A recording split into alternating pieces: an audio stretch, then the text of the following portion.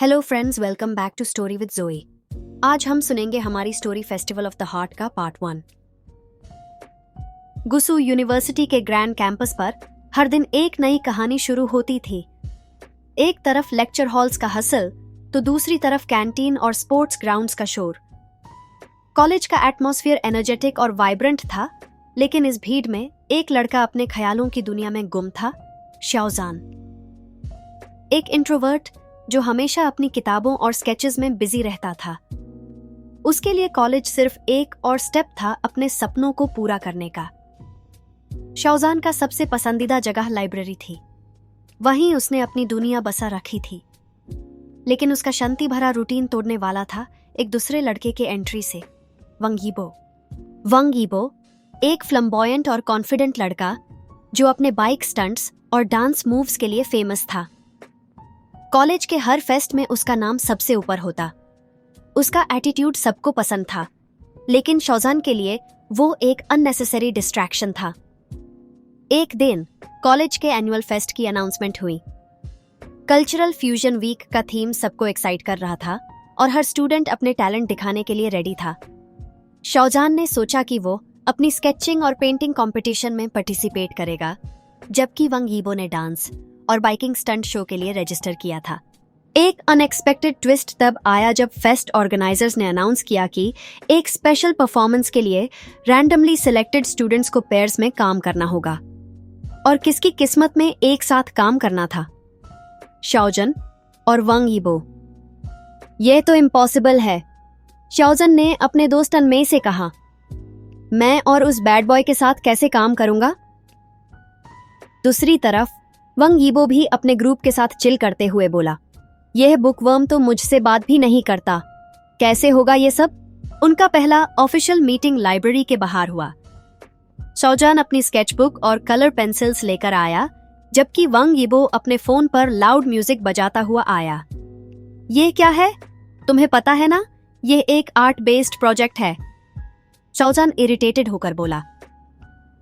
वंग यीबो ने sarcastic smile के साथ कहा, रिलैक्स डूड, क्रिएटिव प्रोसेस में म्यूजिक जरूरी होता है। दोनों के बीच आर्ग्यूमेंट्स बढ़ गए। वंग यीबो को लगा कि शाओजान बोरिंग और रिजिड है, और शाओजान को लगा कि वंग यीबो इमेच्योर और इरिस्पॉन्सिबल है।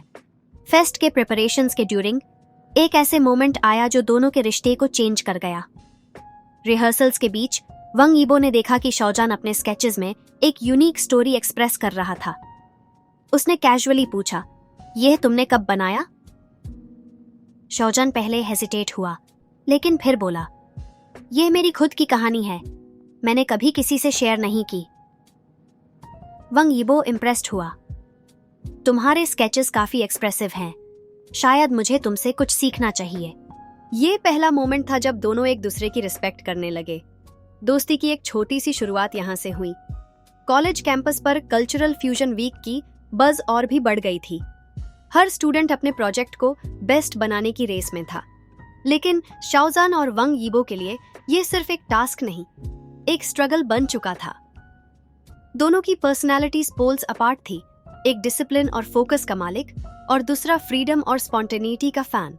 ऑर्गेनाइजर्स ने एक रूम असाइन किया था जहां पेयर्स अपने रिहर्सल्स कर सकते थे।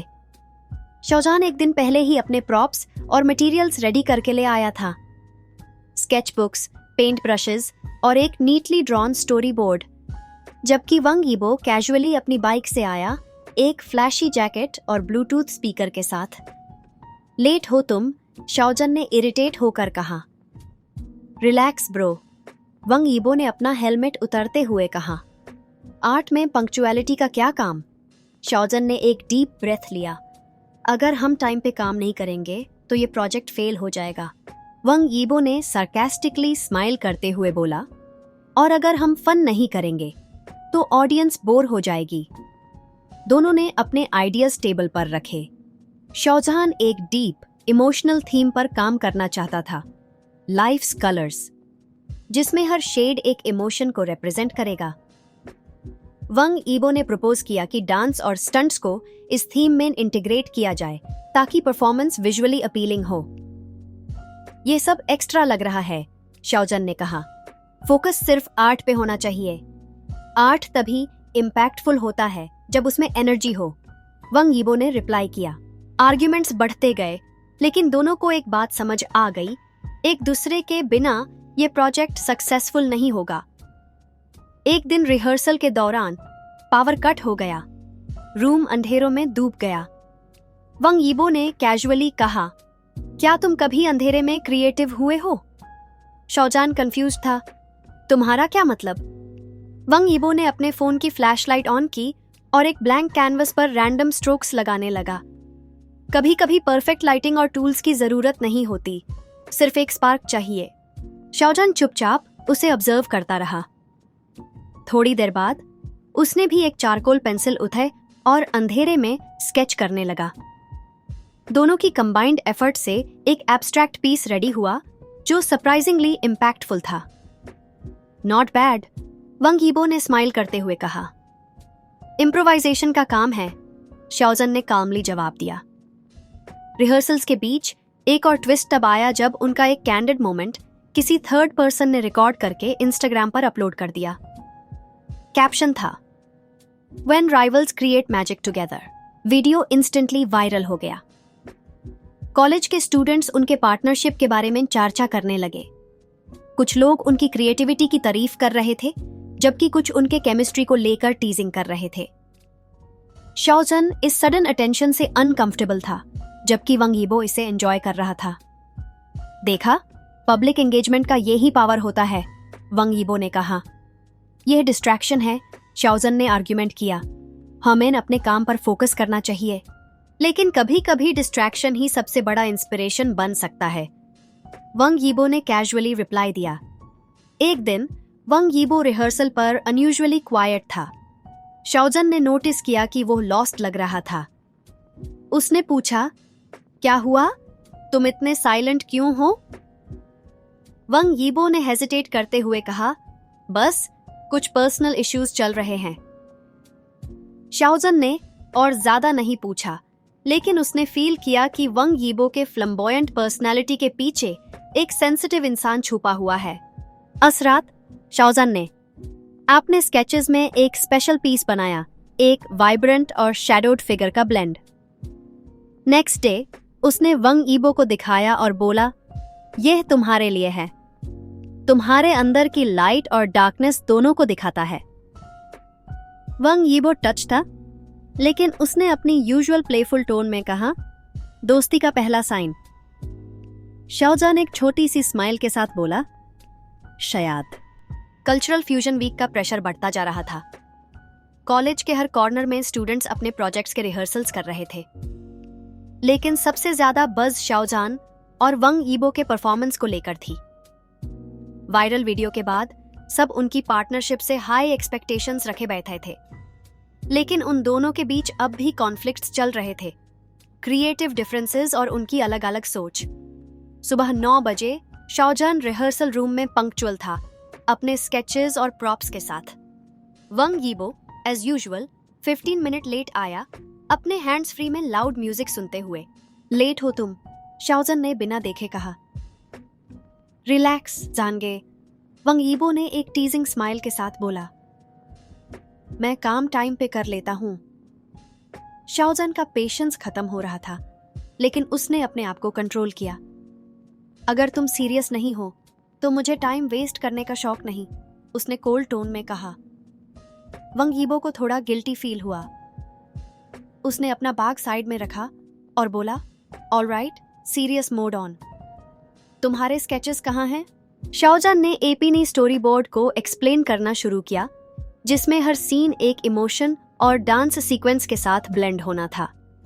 वंग यीबो को आइडिया पसंद आया, लेकिन उसने एक सजेशन दिया, तुम्हारे ट्रांजिशंस काफी स्मूथ हैं, लेकिन कुछ फास्ट पेस्ड बीट्स डलते हैं तो और इम्पैक्टफुल होगा। पहली बार दोनों एक कंस्ट्रक्टिव डिस्कशन कर रहे थे। थोड़ा टाइम लगा, लेकिन उन्होंने एक कंबाइंड विजन पे काम शुरू कर दिया। रिहर्सल के ब्रेक के दौरान उनका म्यूचुअल फ्रेंड लन जिंगी उनसे मिलने आया। ब्रो, तुम दोनों का वायरल वीडियो देख के लग रहा है ये फेस्ट का बेस्ट परफॉर्मेंस होने वाला है, जिंगी ने एक्साइटेडली कहा। शाओजन ने एक ऑकवर्ड स्माइल दी, जबकि वंग यीबो ने कैजुअली बोला, ऑफ कोर्स हम ही बेस्ट हैं। जिंगी ने उनका कॉन्फिडेंस बूस्ट करने के लिए एक सजेशन दिया, तुम लोग एक आउटडोर लोकेशन पे प्रैक्टिस करके देखो।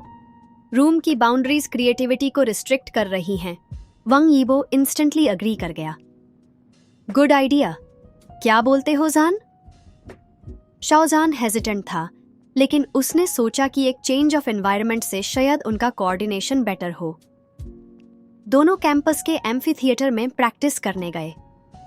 वहां ओपन स्काई और फ्रेश एयर ने उनका मूड रिफ्रेश कर दिया। वंग यीबो अपने डांस मूव्स को और रिफाइन कर रहा था, जबकि शाओजान अपनी स्केचेस के एंगल्स एडजस्ट कर रहा था। एक मोमेंट ऐसा आया जब वंग यीबो ने अपने डांस मूव्स के बीच एक फ्लिप ट्राई किया और लैंड करते वक्त गिर गया। शाओजान ने अपना कैनवस साइड में रखा और उसके पास भागा।